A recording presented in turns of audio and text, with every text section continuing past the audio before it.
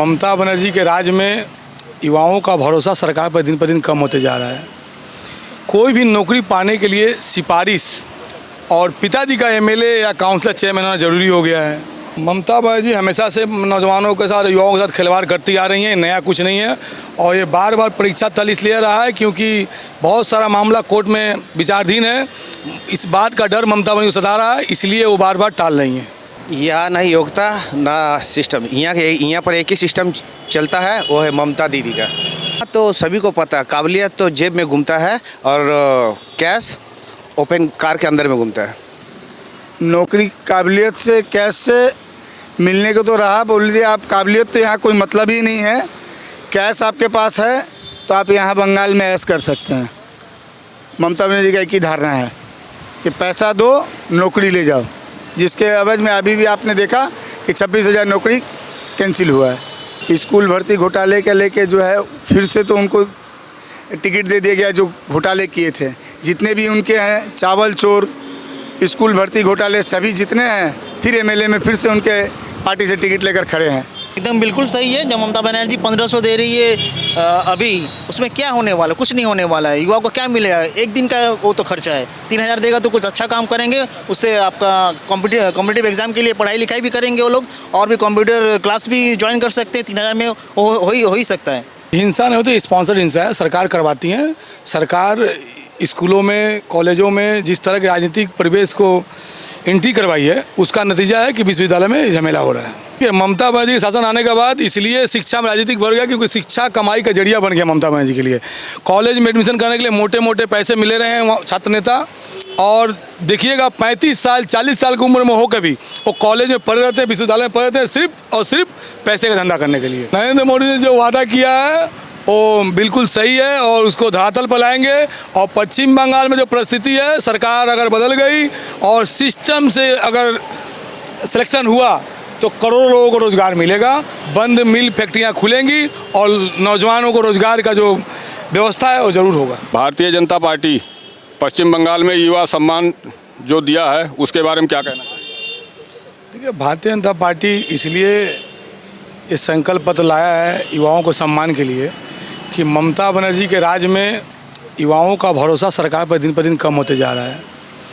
कोई भी नौकरी पाने के लिए सिफारिश और पिताजी का एमएलए या काउंसलर चेयरमैन होना ज़रूरी हो गया है। जो लोग नौकरी चाहते हैं या तो किसी सोच पैरवी में पैसे की किल्लत की वजह से नौकरी नहीं पा रहे हैं, या उनके पापा या मम्मी बड़े पोस्ट पे नहीं है इसलिए नहीं कर पा रहे हैं। और पश्चिम बंगाल में पीसीएस परीक्षाओं के नतीजे बार बार टलने पर ममता बनर्जी क्या बंगाल के युवाओं के साथ खिलवाड़ कर रही हैं? ममता बनर्जी हमेशा से नौजवानों के साथ, युवाओं के साथ खिलवाड़ करती आ रही हैं, नया कुछ नहीं है। और ये बार बार परीक्षा तल इसलिए रहा है क्योंकि बहुत सारा मामला कोर्ट में विचाराधीन है। इस बात का डर ममता बनर्जी को सता रहा है, इसलिए वो बार बार टाल रही हैं। पश्चिम बंगाल में योग्यता काम करता है या सिस्टम काम कर रहा है नौकरी पाने के लिए? यहाँ ना योग्यता ना सिस्टम, यहाँ पर एक ही सिस्टम चलता है, वो है ममता दीदी का, और जनता का कोई सिस्टम नहीं चलता। और इस बार का जो इलेक्शन है ना कोई दल से नहीं है, और इस बार का जो इलेक्शन है ममता दीदी वर्सेस जनता का इलेक्शन है, और जनता डिसीजन ले चुकी है और 4 तारीख को आपको रिजल्ट मिल जाएगा। काबिलियत या कैसे नौकरी मिलती है? यहाँ तो सभी को पता है, काबिलियत तो जेब में घूमता है और कैश ओपन कार के अंदर में घूमता है। आप बताइए, नौकरी काबिलियत से मिलती है कैसे? नौकरी काबिलियत से, कैश से मिलने को तो रहा, बोल दिया आप काबिलियत तो यहाँ कोई मतलब ही नहीं है। कैश आपके पास है तो आप यहाँ बंगाल में ऐश कर सकते हैं। ममता बनर्जी का एक ही धारणा है कि पैसा दो, नौकरी ले जाओ, जिसके एवज में अभी भी आपने देखा कि 26,000 नौकरी कैंसिल हुआ है। स्कूल भर्ती घोटाले में क्या बोलना चाहेंगे? स्कूल भर्ती घोटाले के लेके जो है फिर से तो उनको टिकट दे दिया गया जो घोटाले किए थे। जितने भी उनके हैं चावल चोर, स्कूल भर्ती घोटाले, सभी जितने हैं फिर एमएलए में फिर से उनके पार्टी से टिकट लेकर खड़े हैं। इसके लिए तो यहाँ की जो जनता है वही बोलेगी। अनएम्प्लॉयमेंट का स्टेट बन रहा है क्या पश्चिम बंगाल? अनएम्प्लॉयमेंट का स्टेट बन रहा है क्या पश्चिम बंगाल? पश्चिम बंगाल आपको सिर्फ यहाँ और यहाँ भत्ता का राज होने वाला है कि हमको 1500 मिल गया तो उसमें हम खुश हैं। यहाँ कोई भी नौकरी का मतलब नहीं। आप सामने में देखिए मिल है, मिल का कोई मायने नहीं है, लेकिन यहाँ मेला लगाया जाता है। 1500 के भत्ते से खुश नहीं हैं आप? 1500 भत्ते से तो भैया आजकल अगर 2 आदमी घर में आ जाए मेहमान तो 2000 रुपया खर्च हो जाता है। 1500 लेकर करेंगे क्या हम? हमारे पास तो हमको रोटी चाहिए, हमको रोज़गार चाहिए, हमको काम धंधा चाहिए, जो यहाँ बिल्कुल नहीं है। प्रधानमंत्री मोदी और ये अमित शाह जी ने जो युवा संकल्प पत्र, जो युवा सम्मान दिया है पश्चिम बंगाल में 3000 रुपये के लिए, उसके बारे में क्या? एकदम बिल्कुल सही है। जब ममता बनर्जी 1500 दे रही है अभी, उसमें क्या होने वाला? कुछ नहीं होने वाला है। युवा को क्या मिलेगा? एक दिन का वो तो खर्चा है। 3000 देगा तो कुछ अच्छा काम करेंगे, उससे आपका कॉम्पिटिटिव एग्जाम के लिए पढ़ाई लिखाई भी करेंगे वो लोग, और भी कंप्यूटर क्लास भी ज्वाइन कर सकते हैं। 3000 में हो ही सकता है। आप यहीं बंगाल में पढ़ते हैं, पढ़े हैं? जी, हम यही बंगाल में। यहाँ जो विश्वविद्यालय में हिंसा हो जाती है आए दिन, उसमें क्या कहना चाहेंगे? हिंसा नहीं होती, स्पॉन्सर्ड हिंसा है, सरकार करवाती है। सरकार स्कूलों में, कॉलेजों में जिस तरह के राजनीतिक परिवेश को एंट्री करवाई है, उसका नतीजा है कि विश्वविद्यालय में झमेला हो रहा है। छात्रों में शिक्षा से ज़्यादा राजनीति के टकराव बने रहते हैं पश्चिम बंगाल में, विश्वविद्यालय में या बड़े जो भी यूनिवर्सिटी हैं। ये क्या बात सच है? देखिए, ममता बनर्जी के शासन आने के बाद इसलिए शिक्षा में राजनीतिक बढ़ गया क्योंकि शिक्षा कमाई का जरिया बन गया ममता बनर्जी के लिए। कॉलेज में एडमिशन करने के लिए मोटे मोटे पैसे मिले रहे हैं छात्र नेता, और देखिएगा 35 साल 40 साल की उम्र में हो कभी वो कॉलेज में पढ़े रहते हैं, विश्वविद्यालय में पढ़े रहते हैं, सिर्फ और सिर्फ पैसे का धंधा करने के लिए। भारतीय जनता पार्टी ने 1 करोड़ नौकरी का वादा किया है और युवाओं को 3000 रुपया पर महीना देने के बाद की बेरोजगारी भत्ता। नरेंद्र मोदी ने जो वादा किया है वो बिल्कुल सही है और उसको धरातल पर लाएंगे। और पश्चिम बंगाल में जो परिस्थिति है, सरकार अगर बदल गई और सिस्टम से अगर सिलेक्शन हुआ तो करोड़ों लोगों को रोज़गार मिलेगा, बंद मिल फैक्ट्रियां खुलेंगी और नौजवानों को रोज़गार का जो व्यवस्था है वो ज़रूर होगा।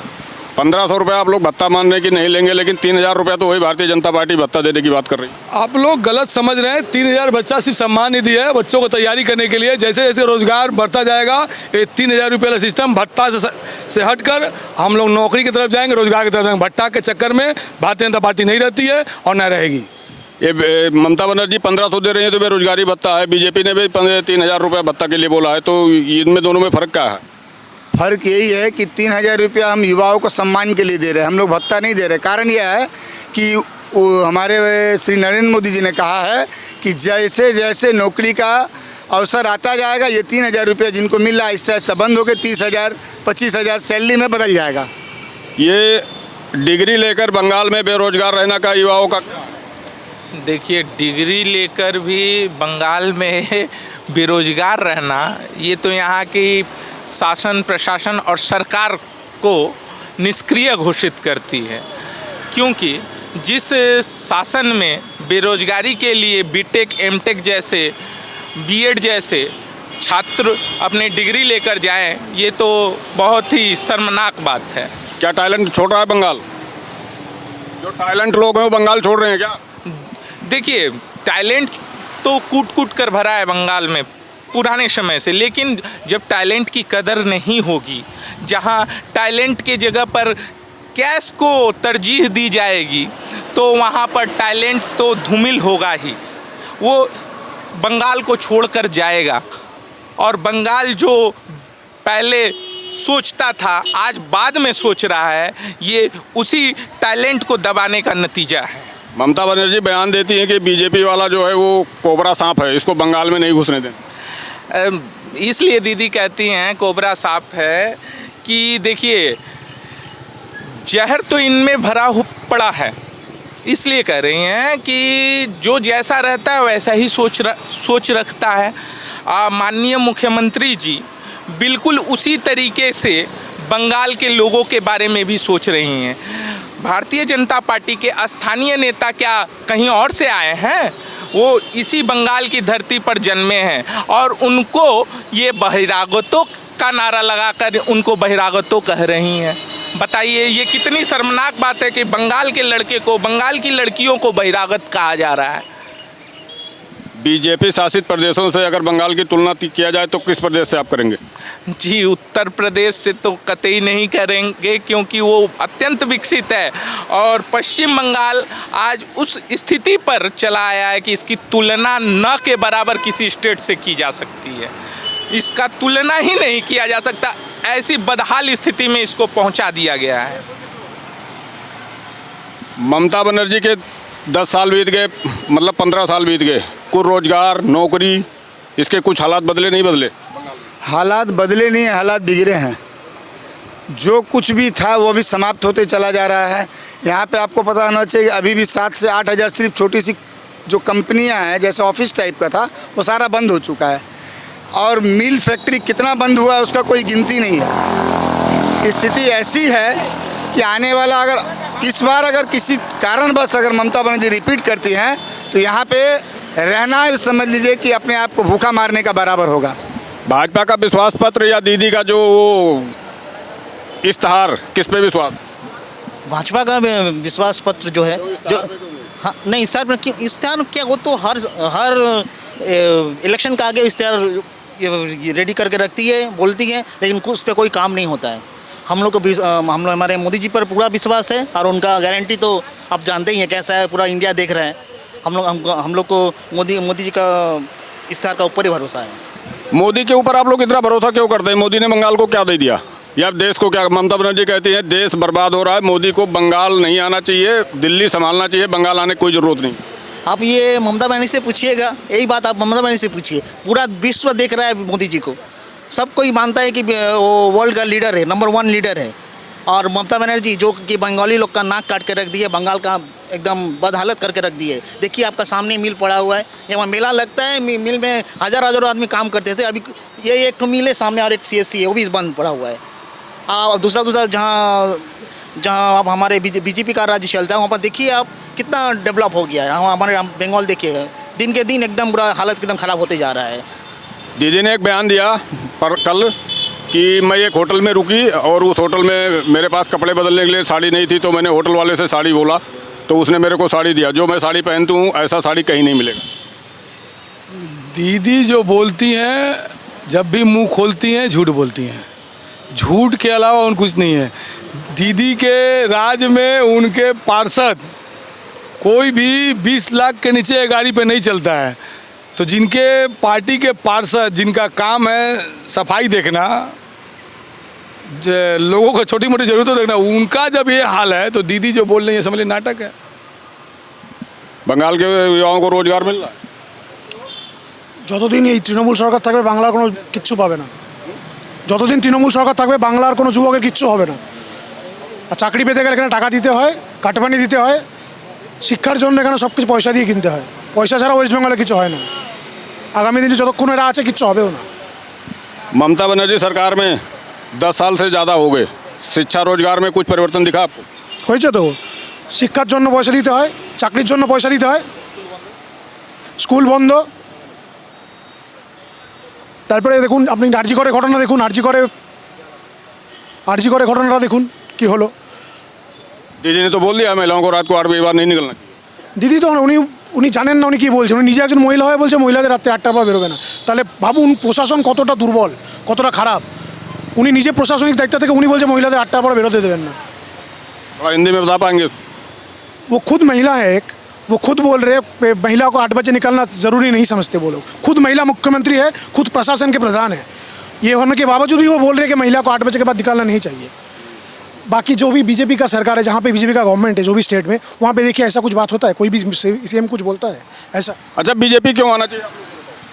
बीजेपी आना चाहिए सुशासन के लिए, बीजेपी आना चाहिए हमारे महिलाओं को सुरक्षा के लिए, बीजेपी आना चाहिए युवाओं को रोजगार के लिए, बीजेपी आना चाहिए हमारे बच्चों के भविष्य के लिए, बीजेपी आना चाहिए हर प्रकार की वो सुविधा पाने के लिए जो आम आदमी को चाहिए।